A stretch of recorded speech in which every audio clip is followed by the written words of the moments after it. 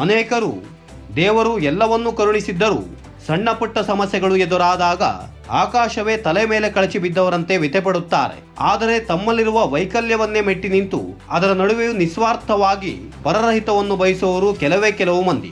ಅಂತಹ ಅಪರೂಪದ ವ್ಯಕ್ತಿಗಳ ಸಾಲಿನಲ್ಲಿ ನವಚೇತನ ಚಾರಿಟೇಬಲ್ ಟ್ರಸ್ಟ್ ಮೂಲಕ ರಾಜ್ಯಾದ್ಯಂತ ಪಾದರಸದಂತೆ ಸಂಚರಿಸಿ ಸಮಾಜಮುಖಿ ಕಾರ್ಯಗಳಲ್ಲಿ ತೊಡಗಿಸಿಕೊಂಡಿರುವ ಮಂಜಣ್ಣನವರು ಕೂಡ ಒಬ್ಬರು.